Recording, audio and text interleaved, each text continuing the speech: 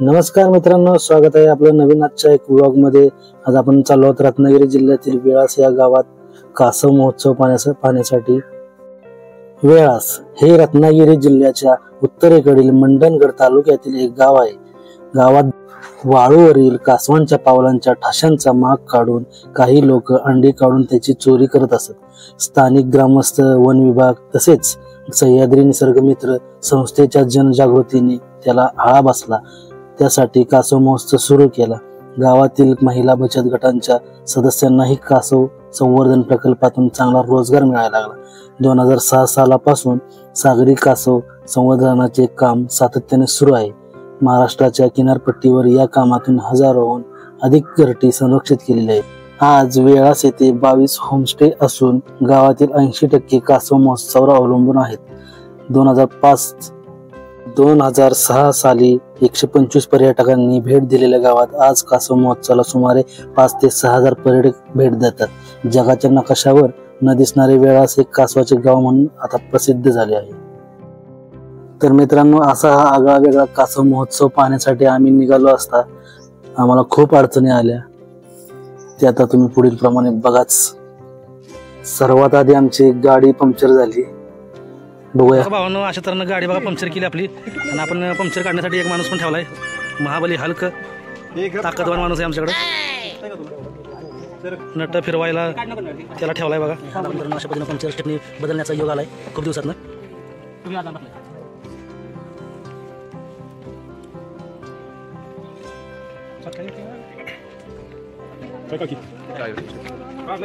नवीन stepney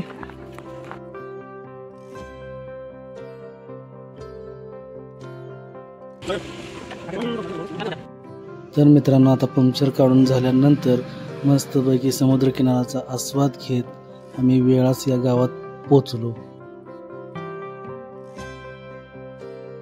गावात गेल्यानंतर आम्हाला कळलं की अजून 2 ते 3 किलोमीटरचा प्रवास आहे, चालत जावं लागणार आहे।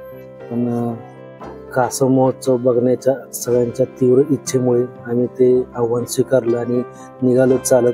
2 ते 3 किलोमीटरचा प्रवास करायचा होता आपल्याला बीचवर पोहोचण्यासाठी। आणि आम्ही या रानातून वाट काढत पुढे निघालो। आम्हाला आधीमध्ये मस्त असे दृश्य दिसले बघा। मोठी मोठी झाडं, हे कोकणातील नैसर्गिक सौंदर्य, मनाला असं भावणारं सौंदर्य।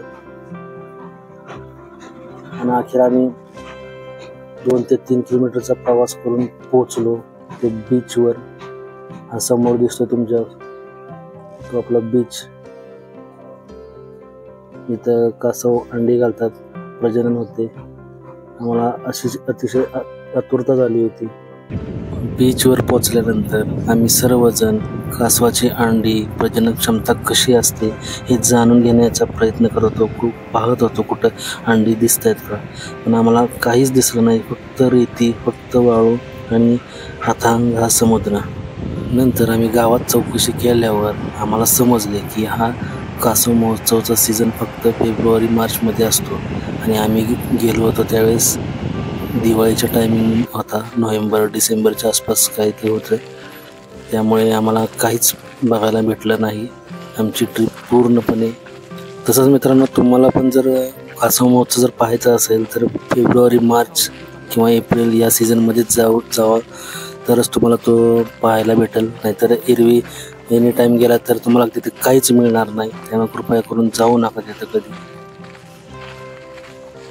तसंच मित्रांनो, आम्हाला जाता जाता एक असं झाड दिसलं की ज्याच्या मुळ्या श्वासोश्वास करून आपल्या त्या झाडाला जगवतात।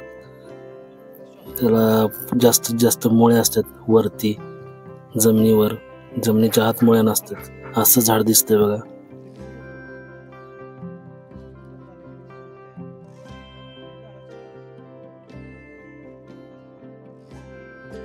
तसंच मित्रांनो, आता आम्ही नाराज मानवी घेऊन घरी येत होतो तेव्हा आम्हाला एक हॉटेल दिसलं।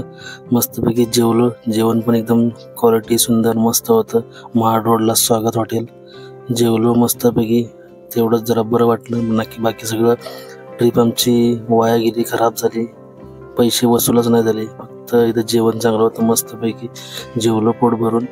इथं एक फिश टँक सुद्धा होता, फिश टँकचा मस्तपैकी भारी दिसत होतं, चांगलं दिसत होतं. त्याचा मस्तपैकी आनंद लुटला आणि आम्ही घरी निघालो. तर व्हिडिओ कसा वाटला अवश्य सांगा. लाईक करा, शेअर करा, सबस्क्राईब करा, नक्की करा. तुमच्या सपोर्टची खूप गरज आहे मला. त्यामुळं कमेंटमध्ये नक्की सांगा व्हिडिओमध्ये अजून काय पाहिजे काय नाही, कुठे काय चुका होत असल्या तर नक्की कळवा. भेटू लवकरच पुढच्या व्हिडिओमध्ये.